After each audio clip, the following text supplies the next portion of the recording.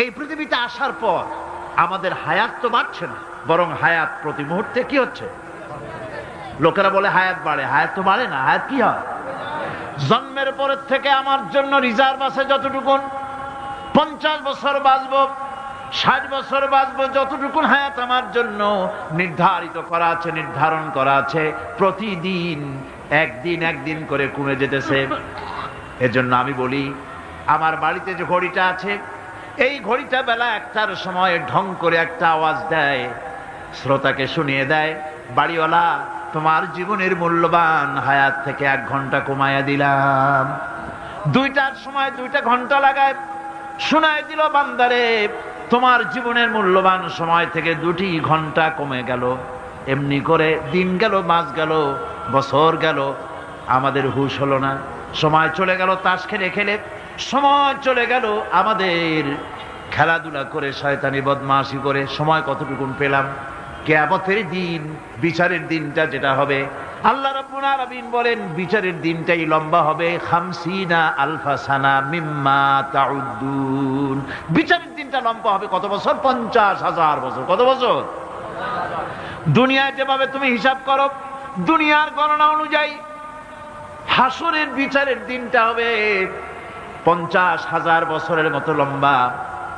এক কিতাবে দেখেছি, তিনি লিখেছেন হিসাব করে, কিয়ামতের ওই দিনটার হিসাবে 50,000 বছর একটা দিন লম্বা।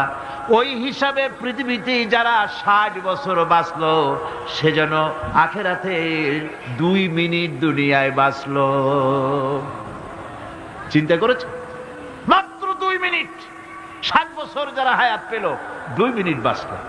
এই 2 মিনিটের জন্য কত হাঙ্গামা, কত মারধর, কত সন্ত্রাস, ক্ষমতার জন্য লড়াই, ঠ্যাং করেঙ্গে ত্যাং করেঙ্গে, লাঠি কে আন্দার মুগুর ভরেঙ্গে, শক্তির ঠেলায় অস্থির। আমার বন্ধুগণ, সময় চলে যাচ্ছে স্রোতের মতো করে, কারো জন্য সময় অপেক্ষা করতেছে না। আমাদের মৃত্যু প্রতি মুহূর্তে কাছে চলে আসতেছে। এই জন্য শায়ের বলেছেন, আগাহ আপনি মৌত সে কোই বাশার নেহি, আগাহ আপনি মৌত সে कोई बशर नहीं, सामा सो बरस के हैं पल की खबर नहीं। মৃত্যু সম্পর্কে আমাদের কারো জানা নাই, যে কোনো মুহূর্তে মৃত্যু আমাদের কাছে এসে যেতে পারে। মৃত্যু সম্পর্কে কিছুই জানা নাই, অথচ প্রতি মুহূর্তে আমরা মৃত্যুর দিকে এগিয়ে চলছি। মাল সামান 100 বছর কি ধরে খাবো তাও জমা করে রেখেছি, কিন্তু এক মুহূর্তের খবর নাই। মাহফিলে এসেছি, বাড়ি যেতে পারবো নিশ্চয়তা নাই। আছে? বলেন আছে? আপনি বাড়ি যাও ভালো, বসেছেন, দাঁড়াতে পারবেন, এই নিশ্চয়তা আছে? নাই। সুতরাং সূরাটি যে সময়ের উপরে কসম করে মূলত সময়ের অপরিসীম গুরুত্ব সম্পর্কে আল্লাহ পাক মানুষকে বুঝাই দিতেছেন। সময়ের দাম দাও। আমাদের সময় চলে যায় গান শুনতে শুনতে, আশ্চর্য মলম বিক্রি করা দেখতে দেখতে, তাস পাশা খেলতে খেলতে সময় চলে যায়, কেউ খেয়াল করে না। সময় বলতে অতীত কালও হতে পারে, আবার বর্তমানও হতে পারে। আর বর্তমান কাল কোনো কালই না। বর্তমান কাল কোনো কাল নয়। প্রতি মুহূর্তে ভবিষ্যৎ এসে বর্তমান হয়, আর প্রতি মুহূর্তে বর্তমান কি হয়? অতীত হয়ে যায়। বর্তমান কাল বলে কোনো কাল নাই। প্রতি মুহূর্তে অতীত হয়ে যাচ্ছে। এই যে আমি মাহফিলে বসছিলাম প্রথম এসে, ওইটা কি এখনো বর্তমান আছে? এই যে বর্তমান কথা বলছি, এটা অতীত হয়ে যাচ্ছে। সুতরাং বর্তমান কাল নাই। আল্লাহ পাক অল আসরের সময়ের কসম করে বলছেন। যদি আমরা চিন্তা ভাবনা করি, তাহলে আমরা লক্ষ্য করব আমাদের আসল মূলধন সময়। আসল মূলধন কি? জীবনের আসল মূলধন কি? সময়। ইমাম রাজি রহমতুল্লাহ আলাইহি এই পর্যায়ে এক বুজুর্গের ব্যক্তির কথা তিনি আলোচনা করেছেন। তিনি বলেছেন যে একটা লোক, তিনি সূরা ওয়াল আসর এর ব্যাখ্যা তিনি বুঝতেছিলেন না। ব্যাখ্যাটা কি? এই মাথার মধ্যে ঘুরপাক খাচ্ছিল এর ব্যাখ্যা কি? একবার তিনি বাজারে ঢুকলেন, তারপরে তিনি শুনতে পেলেন বাজারের এক প্রান্ত থেকে একজন চিল্লায় বলতেছে, সেই ব্যক্তির উপরে রহম করো যার পুঁজি গলে যায়। সেই ব্যক্তির উপরে রহম করো যার পুঁজি গলে যায়। উনি চিন্তা করলেন পুঁজি এবার গলে কেমনে,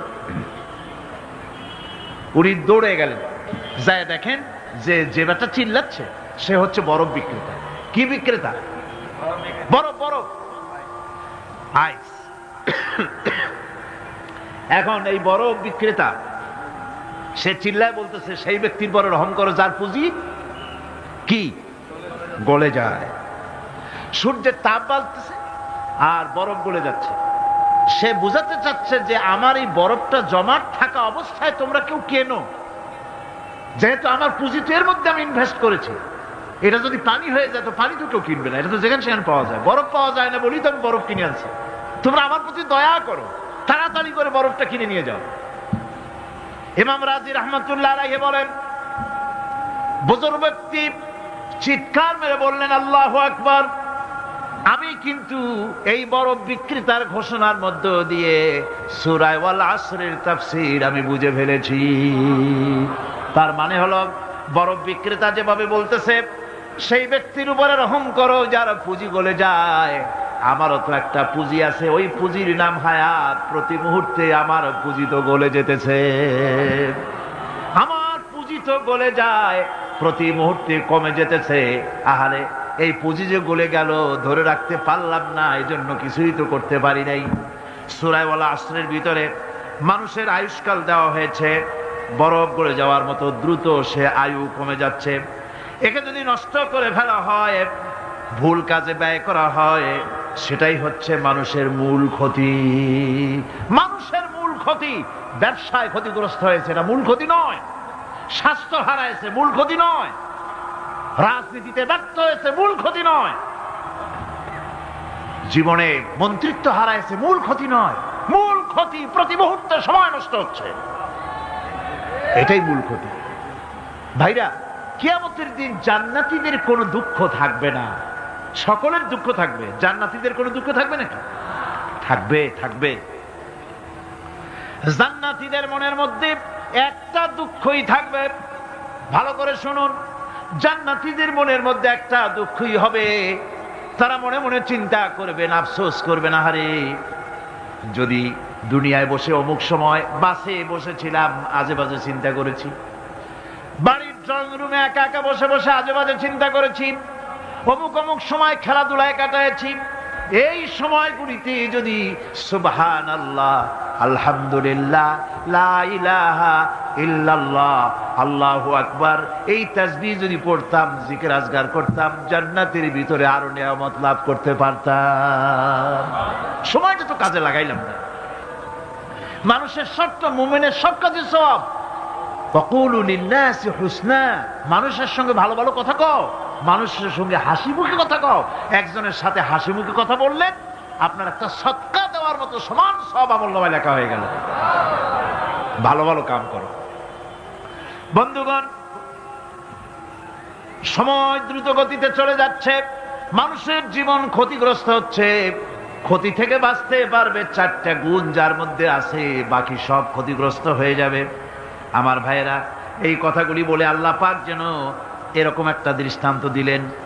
আপনি যদি পরীক্ষার হলে গিয়া দেখেন ছাত্ররা পরীক্ষা দিতেছে, পরীক্ষার জন্য নির্ধারিত সময় কতটুকুন? 3 ঘন্টা। 3 ঘন্টা, 3 ঘন্টা।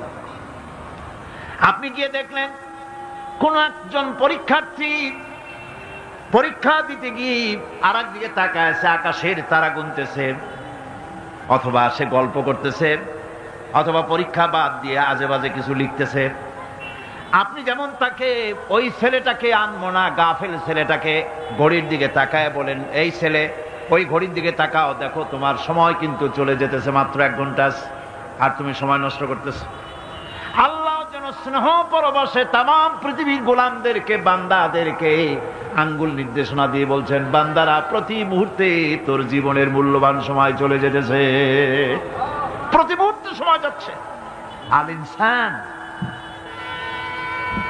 ইনসান বলতে শুধু মুসলমান না, ইনসান বলতে কি মুসলমান শুধু না, আল ইনসান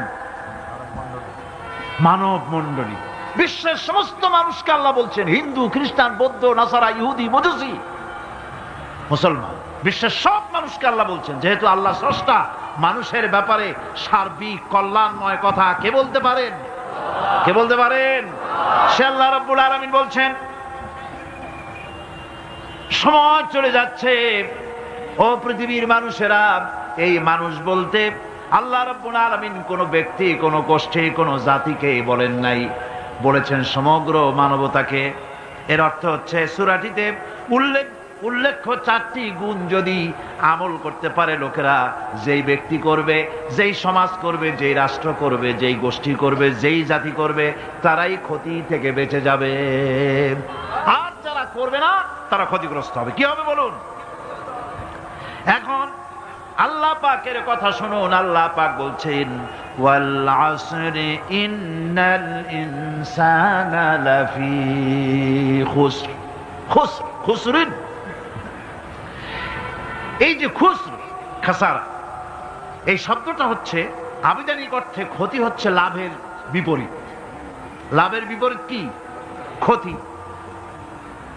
নাফা, এই নাফার বিপরীত কি? নোকসান। খাসারাটা কি? নোকসান বলা হয় পুঁজি 50,000 খাটাইছিলাম, লাভ করতে পারি নাই, পুঁজি ঠিক আছে, এটাকে বলা হয় নোকসান। এটাকে কি বলা হয়? নোকসান। কিন্তু আমি পুঁজি খাটিয়েছিলাম 50,000 টাকা, লাভ তো হয়ই নাই, পুঁজিও চলে গেছে, আমও গেছে, ছালাও গেছে, আমও নাই, ছালাও নাই। এইটারে আরবিতে কি বলা হয়? খাসার। দেউলিয়া। দেউলিয়া হয়ে গেছে। দেউলিয়াটা বোঝেন ভালো আপনারা, দেউলিয়া হয়ে গেছে। কোরআন লাভ বা সাফল্যের ধারণা যেমন নিছক পার্থিব নয়, সমৃদ্ধির কথা শুধু পার্থিব নয়, জন্ম থেকে শুরু করে মৃত্যু পর্যন্ত কোরআনের লাভের কথা যখন বলা হয় তখন জন্ম থেকে মৃত্যু পর্যন্ত, আখিরাত পর্যন্ত, কিয়ামত পর্যন্ত। ক্ষতিটাও জন্ম থেকে শুরু করে মৃত্যু পর্যন্ত, কিয়ামত পর্যন্ত ক্ষতিটাও। এই ক্ষতি থেকে বাঁচবার জন্য কোরআনে কারিমে বিভিন্ন জায়গায় এই খাসারা শব্দ ব্যবহার করা হয়েছে। আল্লাহ রাব্বুল আলামিন বলছেন, ওয়ামান খাফফাত মাওয়াজিনুহু ফাউলাইকাল্লাযীনা খাসিরু আনফুসাহুম বিমা কানু বিআয়াতিনা ইয়াযলিমুন। যাদের পাল্লা ভারী হবে কিয়ামতে তারাই হবে সফলকাম, আর যাদের পাল্লা হালকা হবে, নেকির পাল্লা যাদের হালকা হবে তারা হবে ক্ষতিগ্রস্ত। তারা নিজেদের ক্ষতি নিজেরাই ক্ষতি সাধনকারী হবে কিয়ামতের দিন। কাজে মানুষের জীবনের সমুদয় কার্যাবলীর ভালো অংশ যদি খারাপ অংশের উপরে বিজয়ী হয়, তারপরে খারাপ অংশ পাওনাদারদের দিয়ে টিয়া, এরপরে যদি নেকি কিছু বাকি থাকে, তাহলে বোঝা গেল লোকটা কিয়ামতে নাজাত পাবে। আর যদি ভালো কাজের উপরে খারাপ কাজ বিজয়ী হয়ে যায় আর সমস্ত পাওনাদারদেরকে পাওনা মিটাইয়া তারপরেও পাপ বাকি থেকে যায়, এক চাইতে খাসারা পৃথিবীতে, আকাশে, জমিনে কিছুই আর হবে না। এর থেকে বাঁচার জন্য আল্লাহ পাক এই খাসারা থেকে বাঁচার জন্যই মানুষকে এই কথা বলছেন। এই কথাটি কোরআনে কারিমের অন্য একটি আয়াতে আরো সুন্দর করে বলা হয়েছে, যারা নাকি এই দুনিয়ার বুকে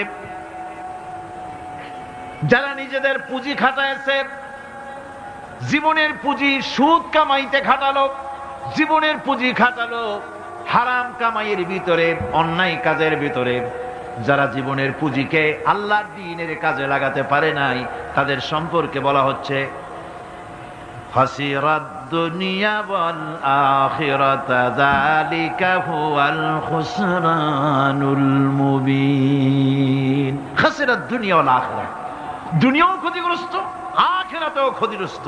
এটা হচ্ছে তার জন্য সুস্পষ্ট ক্ষতি, এর থেকে বড় ক্ষতি আর কিছুই হতে পারে না। আল্লাহ পাক কোরআনে কারিমে অন্যত্র বলেছেন, ওয়ানুনাজ্জিলু মিনাল কুরআনি মা হুয়া শিফাউন ওয়া রাহমাতুন লিল মুমিনিন ওয়া লা ইয়াজিদু যালিমিনা ইল্লা খাসারা। আমি এই কোরআন অবতরণের পরিক্রমায় এমন সব বিষয় অবতীর্ণ করেছি যা মুমিনদের জন্য নিরাময় এবং তাদের জন্য রহমত, আর জালিমদের জন্য ক্ষতি ছাড়া আর কিছুই বৃদ্ধি পায় না। জালিমদের জন্য ক্ষতি বৃদ্ধি পায়। আর যারা মুমিন তাদের জন্য এর মধ্যে নিরাময় আছে, এর মধ্যে রহমত আছে। অর্থাৎ যারা এই কোরআনকে যারা নিজেদের আইনের কিতাব হিসাবে গ্রহণ করেছে, কোরআনকে তাবিজের কিতাব হিসাবে নয়, ধর্মীয় কিতাব হিসাবে নয়, কোরআন সংবিধান। কোরআন কি?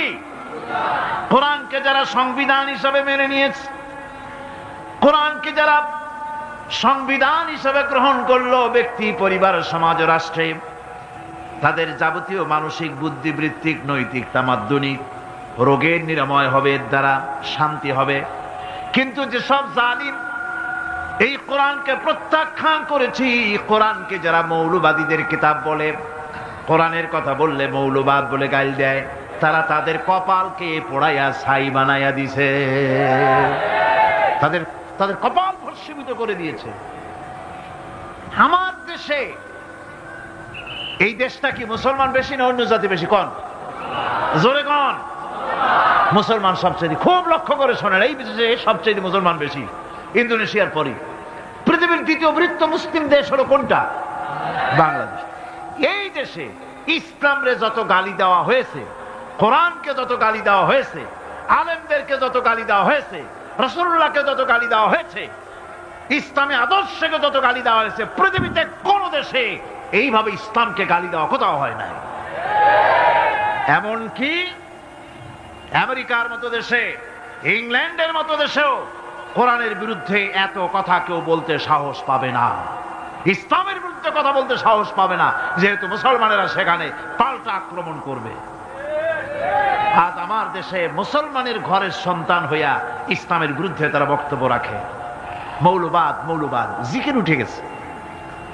আমেরিকার প্রেসিডেন্টরা যখন শপথ নেন, প্রেসিডেন্ট হিসেবে ওথ নেন, বাইবেলের উপরে হাত রাখেন আর বলেন, এই মহাগ্রন্থকে স্পর্শ করে শপথ নিচ্ছি, আমি আমার চিন্তা চেতনা, আমার মেধা, আমার প্রজ্ঞা সবটা আমার জাতি, আমার দেশকে উন্নয়নের জন্য, এর সমৃদ্ধির জন্য, এর সংরক্ষণের জন্য আমি আমার জীবনকে উৎসর্গ করব। বাইবেলের উপরে স্পর্শ করে এই শপথ তারা নেন। আমার দেশের প্রেসিডেন্ট, প্রধানমন্ত্রী শপথ নেওয়ার সময় কোরআন শরীফের উপরে হাত রাখে যদি, তাহলে বলা হবে বেচারা মৌলবাদী হয়ে গেছে। এটা করা যাবে না। আর যদি কেউ করে সামান্য কিছু, কোরআন না, যদি তসবিহ নিয়েও আসে, তাহলে বুঝতে হবে জাতির সাথে একটা প্রতারণা ছাড়ার কিছুই না। কাজেই ধর্মের প্রতি আকর্ষণ একটা ভিন্ন জিনিস, সেই জিনিসকে ছেড়ে যারা দেয় তারাই ক্ষতিগ্রস্ত হয়, আর যারা ধরে রাখে তারা দুনিয়ায় ক্ষতিগ্রস্ত হয় না। আল্লাহ পাক এখানে রাসূল করিম সাল্লাল্লাহু আলাইহি ওয়াসাল্লামের একটি হাদিস প্রণিধানযোগ্য কোরআনের ব্যাপারে। হুজুর বলেছেন, আল কোরআন হুজ্জাতুন লাকা ওয়া আলাইকা। এই কোরআন হয় তোমার পক্ষের সাক্ষী, না হয় এই কোরআন তোমার বিপক্ষের সাক্ষী। কিয়ামতে এই কোরআন হয় তোমার পক্ষে কাজ করবে, নতুবা এই কোরআন তোমার বিপক্ষে কাজ করবে। দুই অবস্থা থেকে খালি হবে না। হয় কোরআন তোমার পক্ষে সাক্ষী দেবে, না হয় আমরা কি চাই? কিয়ামতে কি চাই? বলেন কি চাই? কোরআনের পক্ষে যদি আমরা সাক্ষী চাই, তাহলে এই কোরআনের পক্ষে আমাদেরকে কাজ করতে হবে। এছাড়া আমাদের নাজাতের কোনো পথ নাই। আমাদের মুক্তির পথ হচ্ছে কোরআন কেন্দ্রিক, রাসূলুল্লাহর হাদিস কেন্দ্রিক।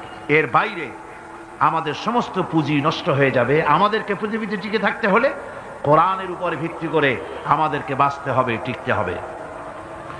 কোরআনে কারিমে আল্লাহ রাব্বুল আলামিন অন্যত্র বলেছেন, কুল ইন্নাল খাসিরিনাল্লাযীনা খাসিরু আনফুসাহুম ওয়া আহলিহিম ইয়াওমাল কিয়ামাহ আলা যালিকা হুয়াল খুসরানুল মুবিন।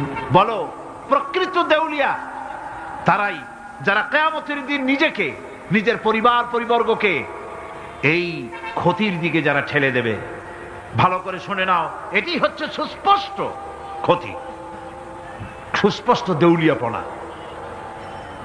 এই ক্ষতি থেকে বাঁচার জন্য আল্লাহ রাব্বুল আলামিন কোরআনে কারীমের মধ্যে বলেছেন, ওয়াল আসরি ইন্নাল ইনসানা লাফি খুসর। পড়েন সবাই, ওয়াল العصر إن الإنسان لفي خسر। মানুষের, সমগ্র মানুষের জীবন ক্ষতিগ্রস্ত, ব্যর্থ। কে বলতেছেন? গা শিউরে ওঠার কথা না? গা শিউরে ওঠে। আল্লাহ বলতেছেন ক্ষতিগ্রস্ত, ব্যর্থ। আপনি যতই মনে করেন আপনার মিল আছে, কল আছে, কারখানা আছে, মন্ত্রী, টাকা পয়সা আছে, প্রেসিডেন্ট হয়েছেন, প্রধানমন্ত্রী হয়েছেন, আপনার জীবন সফল হয়েছে, আল্লাহ বলেন না, জীবন ব্যর্থ, জীবন বিফল, জীবন ক্ষতিগ্রস্ত। তাম পৃথিবীর সমস্ত মানুষ ক্ষতিগ্রস্ত, ব্যর্থ। 4টা কাজ করলে সফল হবে। কয়টা কাজ? জোরে বলেন, কয়টা কাজ? ইল্লাল্লাযীনা আমানু ওয়া আমিলুস সালিহাতি ওয়া তাওয়াসাউ বিল হাক্কি ওয়া তাওয়াসাউ বিস সাবর। 4টা কাজ করলে জীবন হবে সফল। এই ব্যর্থতা থেকে, এই ক্ষতি থেকে যদি বাঁচতে চাই কিনা? কারা কারা চাই? দেখাই তো হাত। কারা কারা চাই? ক্ষতির হাত থেকে বাঁচতে চাই কারা? আলহামদুলিল্লাহ, হাত নামান। ক্ষতির হাত থেকে যারা বাঁচতে চান, আল্লাহ রাব্বুল আলামিন তাদের জন্য ফর্মুলা পেশ করেছেন, ইল্লাল্লাযীনা আমানু ওয়া আমিলুস সালিহাতি ওয়া তাওয়াসাউ বিল হাক্কি ওয়া তাওয়াসাউ বিস সাবর। আল্লাহ পাক বলেন 4টি কাজ করলে জীবন সফল হয়ে যাবে। কয়টা কাজ? 4টা কাজ করলে জীবনটা সফল হয়ে যাবে। 1 নম্বরে ঈমান।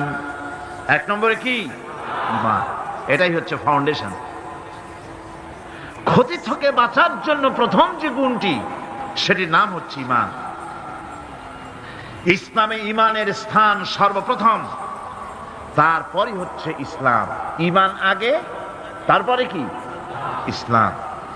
ইসলাম হচ্ছে বীজ, ঈমান হচ্ছে বীজ, আর ইসলাম হচ্ছে চারা, গাছ।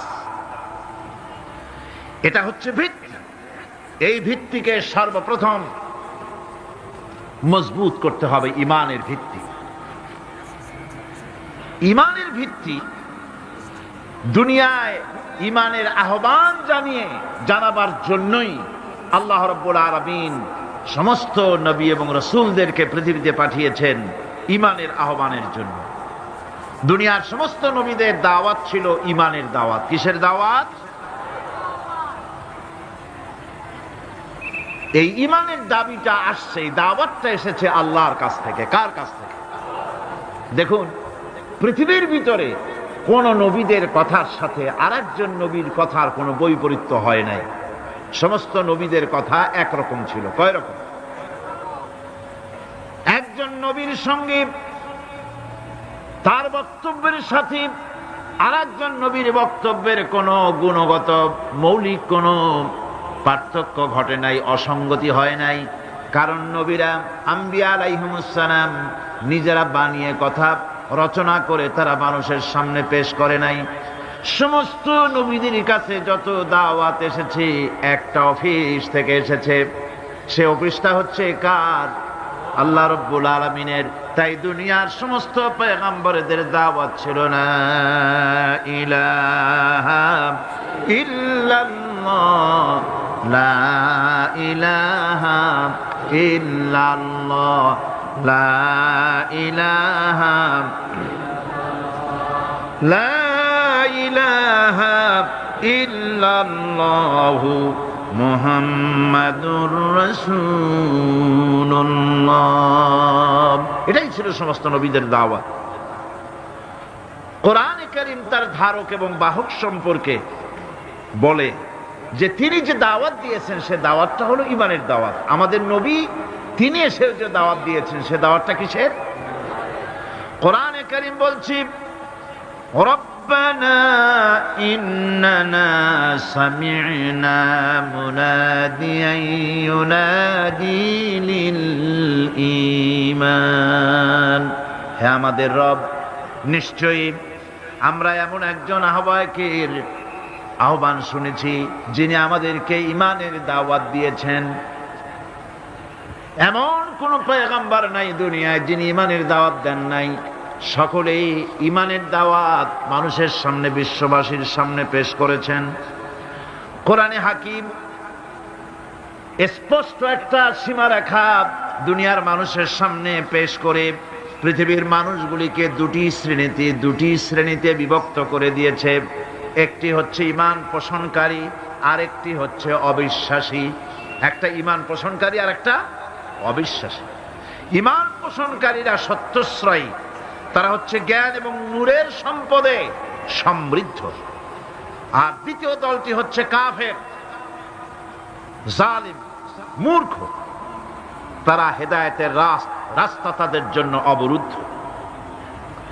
কোরআনে কারীম এই দুইটি দল সম্পর্কে উল্লেখ করতেছেন, মাসালুল ফারিকাইনি কাল আ'মা ওয়াল আসাম্মি ওয়াল বাসীরি ওয়াস সামীম হাল ইয়াস্তাবিয়ানি মাসালান আফালা। কোরআন শরীফ বলছে, হাল ইয়াস্তাবিয়ানি মাসালান আফালা তাযাক্কারুন। দুইটি শ্রেণীতে আল্লাহ পাক ভাগ করে দিয়েছেন। একটা শ্রেণী হচ্ছে অন্ধ, বোবা, বধির। আরেকটি যারা শুনতে পায়, চোখে দেখতে পায়। এ দুটি কখনো এক নয়, সমান নয়। এ দুটির রাস্তা আলাদা। কাফেরের রাস্তা আর ঈমানদারদের রাস্তা সম্পূর্ণ ভিন্ন। আল্লাহ রাব্বুল আলামিন ঈমান এবং কুফরের পার্থক্য বলে দেওয়ার জন্য গোটা মানব জাতির মধ্যে স্পষ্ট করে বলেছেন, লা ইকরাহা ফিদ-দীন ক্বাদ তাবায়্যানার রুশদু মিনাল গায়ব। দ্বীনের ব্যাপারে জোর জবরদস্তি নেই। এখানে হেদায়েতের পথ এবং গোমরাহি, হেদায়েতকে গোমরাহির পথ থেকে সম্পূর্ণ আলাদা করে দেওয়া হয়েছে। লা ইকরাহা ফিদ-দীন, দ্বীনের ব্যাপারে কোনো জোর জবরদস্তি নেই। যারা ধর্মনিরপেক্ষবাদী তারা এই আয়াতটাকে নিজেদের মতবাদকে প্রতিষ্ঠার লক্ষ্যে অনেক সময় কাজে লাগায়। দুটি আয়াতকে তারা বেশি ব্যবহার করে। একটা হচ্ছে লাকুম দীনুকুম ওয়ালিয়া দীন, আর একটা হচ্ছে লা ইকরাহা ফিদ-দীন। এই দুইটি আয়াতকে ধর্মনিরপেক্ষবাদীরা ব্যবহার করে। এই দুটির কোনটি তাদের আদর্শকে বোঝাবার লক্ষ্যে ব্যবহারের কোনো সুযোগ নাই। লা ইকরাহা ফিদ-দীন, ধর্মের ব্যাপারে কোনো বাড়াবাড়ি নাই, জোর জবরদস্তি নাই। এ কথা বলা হয়েছে এই কারণে যে কোন বিধর্মীকে, অমুসলিমকে ভয় দেখিয়ে, লোভ দেখিয়ে অথবা কোন ক্রমে কোন প্রকার চাপ সৃষ্টি করে তাকে মুসলমান বানানো যাবে না। এমনকি সূরা তওবার মধ্যে এসেছে, যুদ্ধ চলাকালীন সময়, জিহাদ চলাকালীন সময় কোন অমুসলিম যদি ইসলাম জানার জন্য তোমাদের তাঁবুতে আসে, তাহলে তুমি তাকে ইসলাম বুঝাও। ইসলাম শোনার পরে যদি মেনে নেয় ভালো কথা, আর যদি না মানে তাকে তার তাঁবু পর্যন্ত ফিরে যেতে চাও, ফিরে যেতে দাও। মাঝপথে তাকে আক্রমণ করা যাবে না। ধর্মের ব্যাপারে কোনো বাড়াবাড়ি নাই। লা ইকরাহা ফিদ-দীন, এর দ্বারা ধর্মনিরপেক্ষতার কোনো কথা বোঝানো হয়নি। আর লাকুম দীনুকুম ওয়ালিয়া দীন, এটা ছিল কাফেরদের সেই বক্তব্যের প্রেক্ষিতে যেখানে কাফেররা বলেছিল মুহাম্মদ সাল্লাল্লাহু আলাইহি ওয়াসাল্লাম, আসুন আমরা এক কাজ করি, সেটা হলো ধর্ম নিয়ে আমাদের মধ্যে যে বাকবিতণ্ডা হচ্ছে, আমরা ধর্মকে 50-50 ভাগ করে নিই। কিছুদিন আমরা গিয়া আপনার আল্লাহরে সেজদা দেই, আর কিছুদিন আপনারা আমাদের মূর্তিগুলিকে প্রণাম করুন।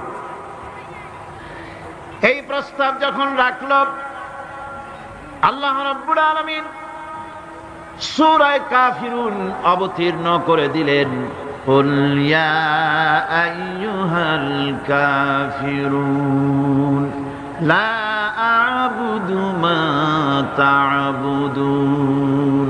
হে কাফেরেরা, হে অবিশ্বাসীরা, নবী আপনি বলুন, হে অবিশ্বাসীরা, তোমরা যার ইবাদত করো আমরা তার ইবাদত করি না, আবার আমরা যার ইবাদত করি তোমরাও তার ইবাদত করো না। সুতরাং লাকুম দীনুকুম ওয়ালিয়া দীন, সুতরাং তোমাদের দিন তোমাদের জন্য, আমাদের দিন আমাদের জন্য। এখানে নিরপেক্ষতার কথা বলা হয় না, এখানে পক্ষের কথা বলা হয়েছে। কিসের পক্ষ? ধর্মের পক্ষ। কিসের পক্ষ? হিন্দু, খ্রিস্টান, বৌদ্ধ, তোমরা তোমাদের ধর্মের পক্ষে থাকো। মুসলমান, তোমরা তোমাদের ধর্মের পক্ষে থাকো। ধর্মের ব্যাপারে নিরপেক্ষ হওয়ার কোনো সুযোগ নাই। আছে নাকি সুযোগ? আমি পার্লামেন্টে বলেছি এই কথা, যে একটা ধর্মের উপরে বিশ্বাস করে নিজেকে একটা ধর্মের পক্ষের ব্যক্তি হিসাবে ঘোষণা করে কেউ বলছে, দাবি করছে আমি হিন্দু, কেউ বলছে আমি বৌদ্ধ, কেউ বলছে আমি খ্রিস্টান, কেউ বলছে আমি মুসলমান। নিজেকে একটা ধর্মের বিশ্বাসী ঘোষণা করার পর আমি ধর্মনিরপেক্ষ, এই কথাটা মিথ্যা, বানোয়াট, জালিয়াতি, প্রতারণা, মুনাফিক। কোন ধর্মের অনুসারী ব্যক্তি ধর্মনিরপেক্ষ হতে পারে না। কেবলমাত্র নাস্তিক, যারা আল্লাহরে মানে না, আল্লাহকে স্বীকার করে না, ওরা বলতে পারে আমরা ধর্মনিরপেক্ষ, ধর্মের ব্যাপারে আমরা নিরপেক্ষ, গুলো মানি না, বিশ্বাস করি না। কিন্তু যারা ধর্মে মানে, সেদের যে ধর্মেরই হোক না কেন, সে ব্যক্তি ধর্মনিরপেক্ষ যদি দাবি করে, এটা মিথ্যে কথা, এটা মুনাফিকি ছাড়া আর কিছু হতে পারে না।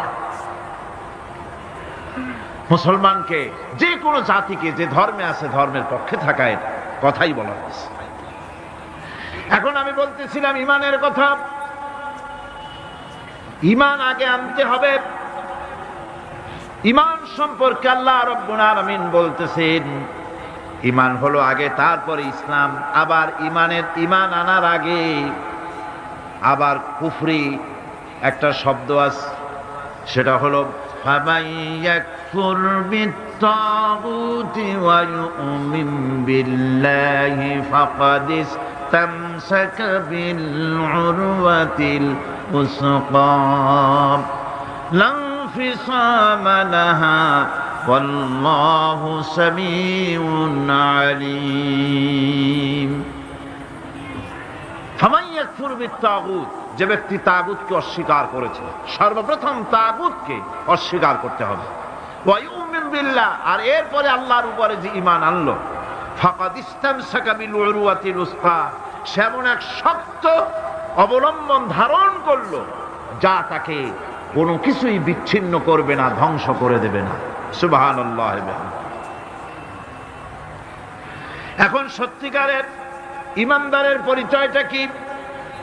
কোরআনে কারীম সত্যিকারের ইমানদারের পরিচয় এভাবে পেশ করতেছে, ইন্নামাল মুমিনুনা আল্লাযীনা আমানু বিল্লাহি ওয়া রাসূলিহি সুম্মা লাম ইয়ারতাবু ওয়াজাহিদু বিআমওয়ালিহিম ওয়া আনফুসিহিম ফি সাবিলিল্লাহ উলাইকা হুমুস সাদিকুন।